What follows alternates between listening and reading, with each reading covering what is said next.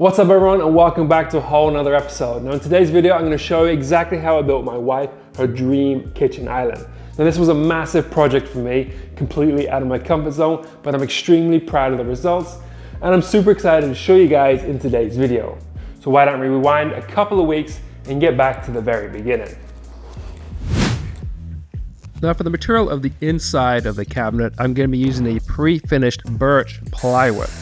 And then when dealing with full sheets of plywood, I always like to break it down with my track saw first and then really dial it in with my table saw, getting that nice square straight edge.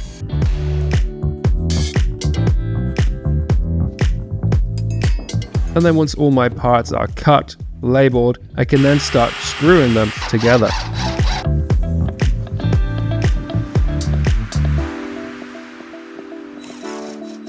Okay, so the cabinet and the ladder kick which the cabinet sits on are all pretty much made. There's a few things I need to add, which I'll do after the fact. That'll make sense in a little bit, but now I think I should go and get this inside and get it installed.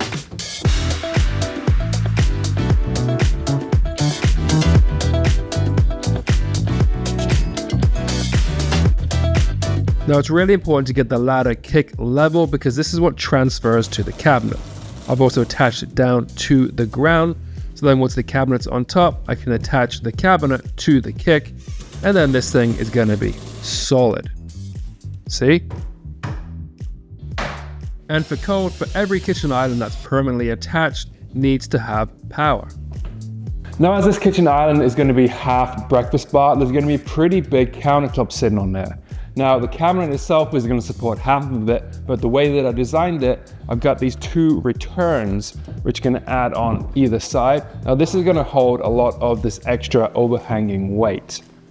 Now I made these perfectly square so they sit nice and level with the cabinet, and I'm going to attach it through the back of the cabinet and then, which is kind of scary, again into the floor. And then not forgetting to cut out the hole for the outlet. So now that the island is built enough to have the countertop installed, while that's happening, I can go ahead into the shop and make a start on making this thing look pretty. Now for the material of this project, I'm going to be mostly making it out of this 4/4, this 1-inch thick, flat cut white oak. Now on most larger projects like this one, I like to begin things by breaking down my material to a more manageable size.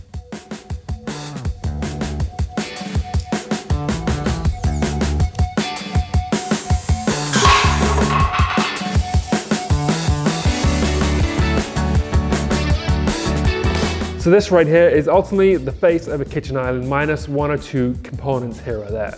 Now that I've got it all broken down, I need to go and take it over to the other side to get it all milled up.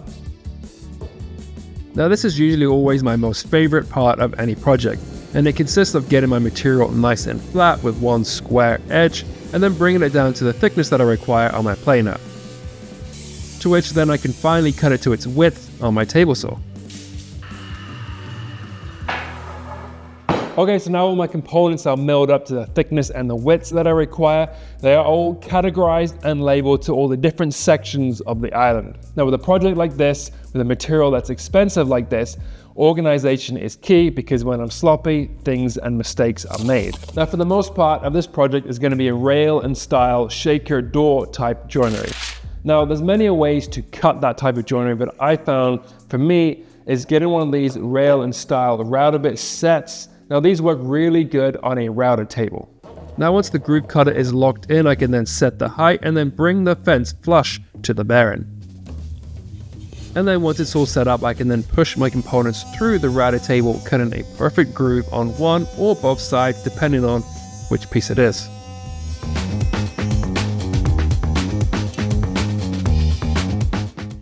So with the groove part of this joinery cut in all the rails and stiles that need it, the next part of this joinery is to cut the tongue.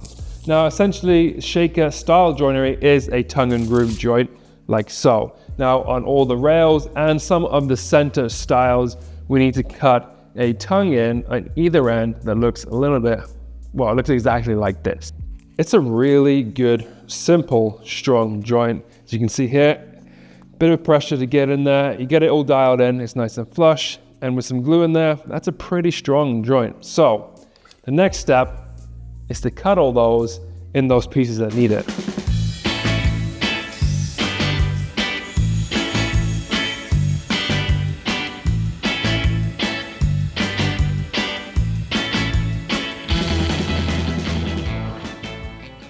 So I'm over at the router table and I have my bit set up and it's dialed in real nice. Because we're cutting the joint on the ends of these pieces, the hardest part of this is to kind of get this in through the router bit square for my fence. I mean, there's a lot of play there, right?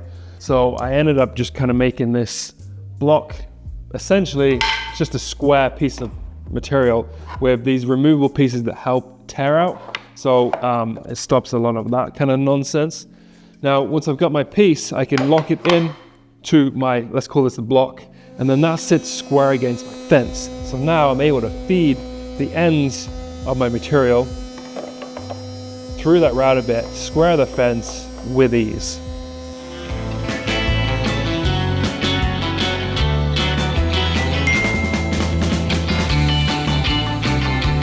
So that turned out great, and I love this joint. It's such a simple, user-friendly joint, and you can even do this on just a table saw if you wanted to. You don't need a bunch of tools to create that, and it works so well.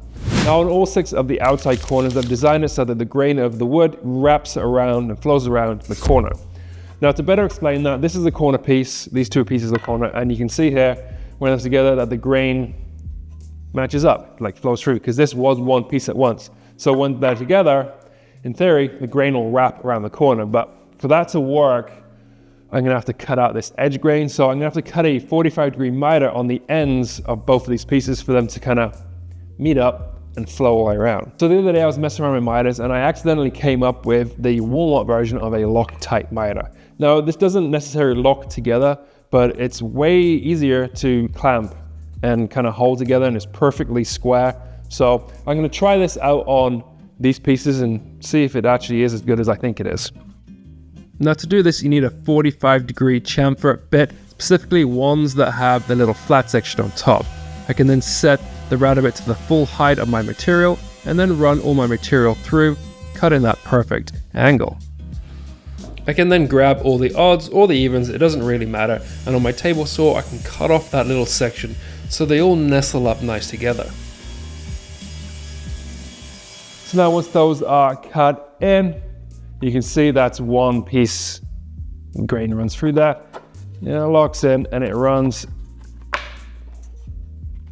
through and around, and it's nice and tight. I'm pretty impressed with that. I probably will use that again in the future. I think it's worth the extra step. So, moving on. So now I'm at a point in the project where most of the joinery is cut other than the face frame, and we'll get into that when I come to that stage. And I can start working in the categories of the island. So for now, I'm gonna make a start on the back panel.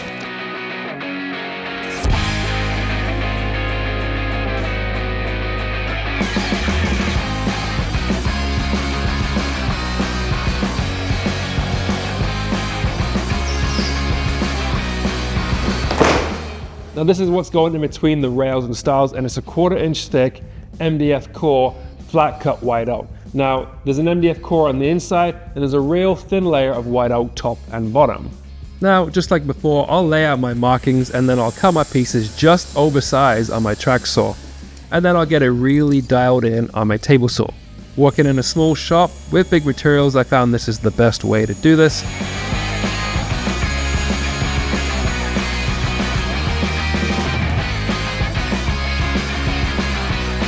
Now, in gluing large panels like this can be incredibly stressful because 1, you're wasting time, glue dries fast. 2, you're trying to get it nice and square, straight, and all your pieces lined up.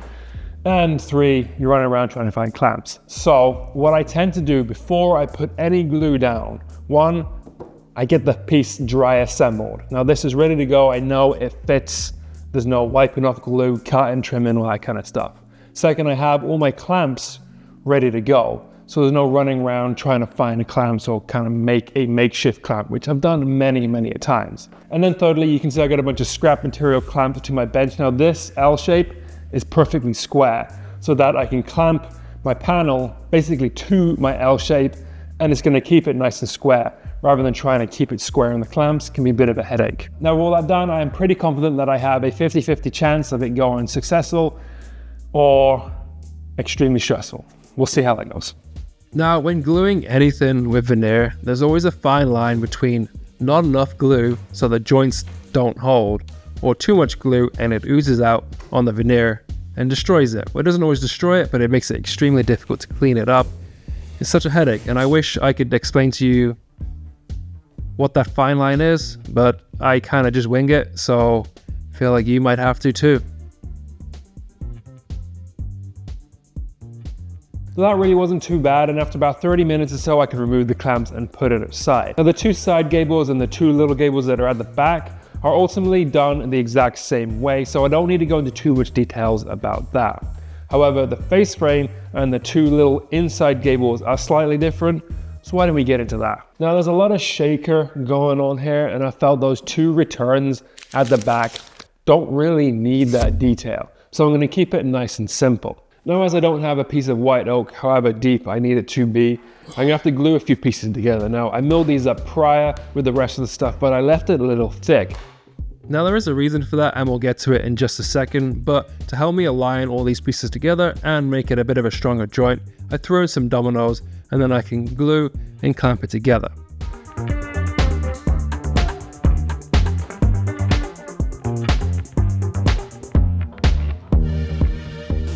And then once it's dried, I can then mill it up through my planer and sander, and now I just have a perfectly flat panel to which I can take to my table saw, get it nice and square, and nice and perfect.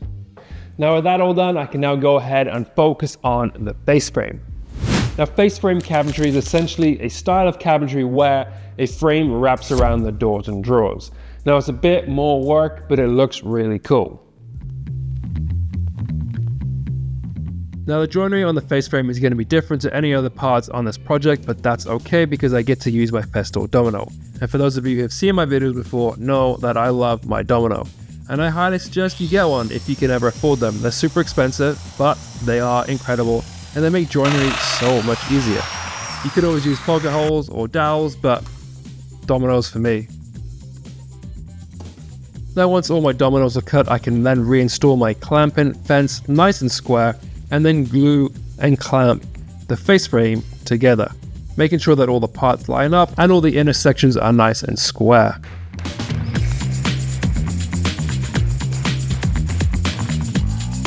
So now I'm gonna let this sit for a couple of hours and just let it dry. Okay, so with the face frame glued up and out of the clamps, I think now is a good time to make the drawer fronts and the door fronts. All right, if only it was that simple. It is, however, the exact same steps that we took building the gable, so I figured I'd spare you the details, just on a slightly smaller scale. I do, however, make them a hair bigger than they need to be so that I can sand them into place. That way I can get my gaps all Gucci all the way around. Okay, so with that done, we're actually getting somewhere with this project, and I'm getting excited because we're ultimately pretty close to applying the finish, and that's huge for any kind of woodworker project. But before I do that, there's a couple more things that I need to do. Now I'm at the stage where I want to start gluing some of my parts together, and I'm really glad I went with the Walmart version of a Loctite miter because gluing some of these miters are an absolute headache. Now in tricky glue ups like this, I always end up grabbing the filament tape first. This always helps align and sometimes just lock everything in because you can really stretch that tape out and it rarely tears. I can then grab some clamps and then attach them any way that I can. Okay, so rookie mistake, my camera died last night. I did, however, continue and get these both glued up, and I'm pretty happy how they look and how they sit. They're upside down right now, and as you can see, the bottoms don't quite line up, and that's because I'm gonna mask all of this with a nice scribed furniture kick, which is basically just a fancy baseboard that goes around the whole island. Now, because I live on an island, and if I could buy white oak furniture kick, it would be crazy expensive. So I'm just gonna go have to make my own.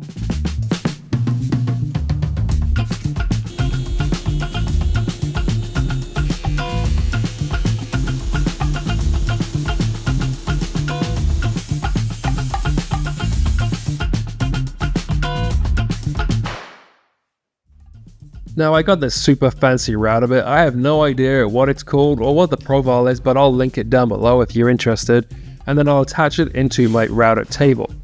I'll then square up my fence flush with the bearing and then run all my material through. Now this is a little bit difficult because some of these lengths are really long, but yeah, you gotta do what you gotta do.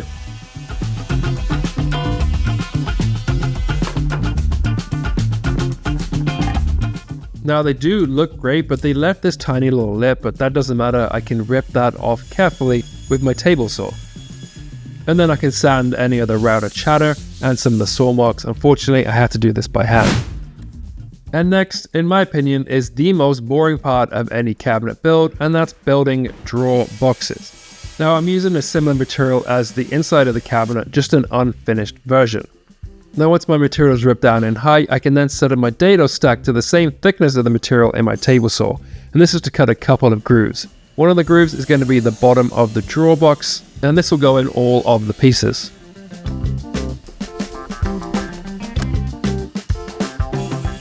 I'll then cut all my pieces to length and then cut the final groove with a dado stack, and this is to create a kind of half lap butt joint. I'm pretty sure there's a better word for it, but I can't think of it right now.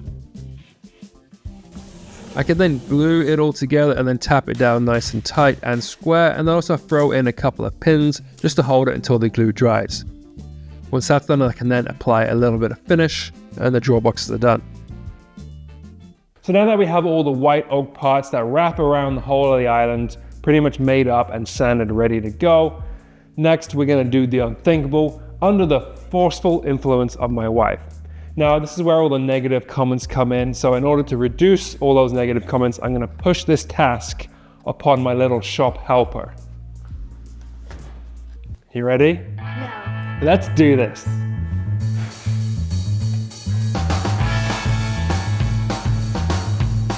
Now this was really scary, but it did turn out really great. And it was a good opportunity to get Wolf involved, as this is a really easy stain to use.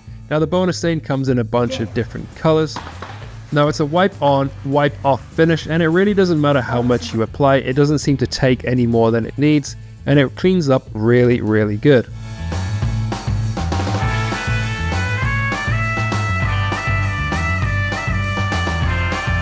Now, like any good boss, you watch them work their fingers to the bone, and then you fire them before you have to pay them.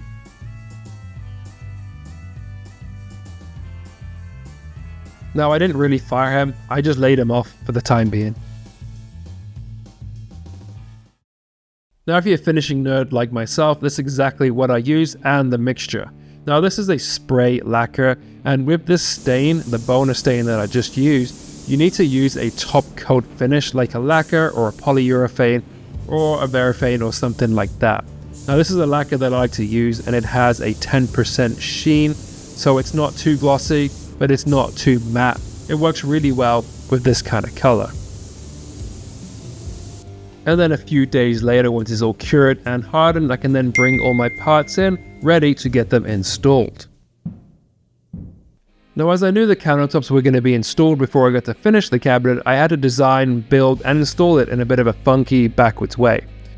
Now, I added no more nails or something similar to all the backs of the panels prior to installing them.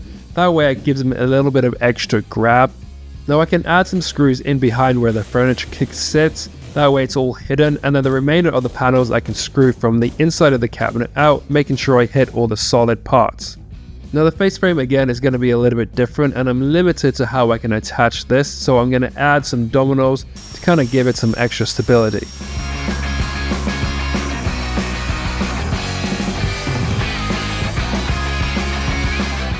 Again, I'll add some no more nails, screw it in behind the kick, and that will hold it nice and tight.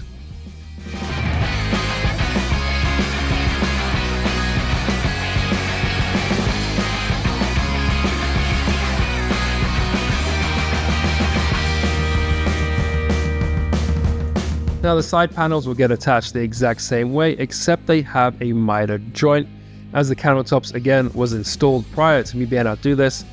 And unfortunately this goes against everything that I believe in, but I had to glue the final joint together after the finish has already been applied. Now I don't like doing this, but it's a weird situation and I had to kind of make do, but it turned out great.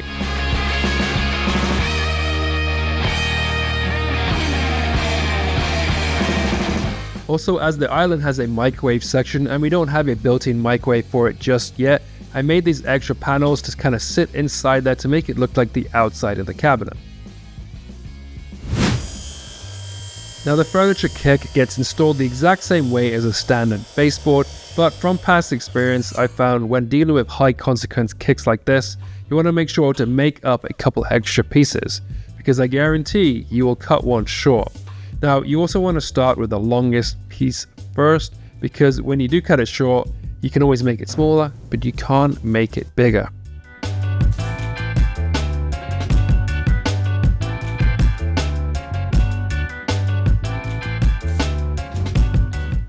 And then once I've slipped all my drawers in, I can attach the drawer front. Now, I like to use plain cards. I'm actually using Uno cards right now to get the gaps nice and perfect. I have my screws poking through the back of the box so I can make my markings by just applying a little bit of pressure, and then I can screw through the drawer box into my markings, locking in the fronts nice and tight. I also have a little bit of adjustment on the drawer fronts so I can adjust those accordingly. And then finally install my handles, and this project is starting to look complete.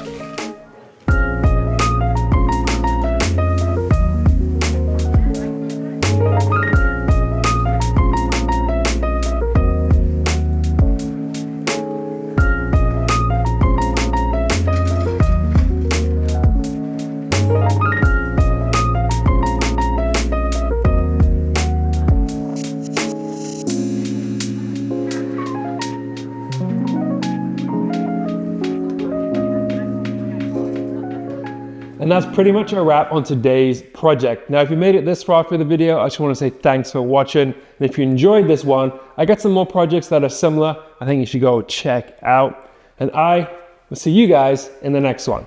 Yep.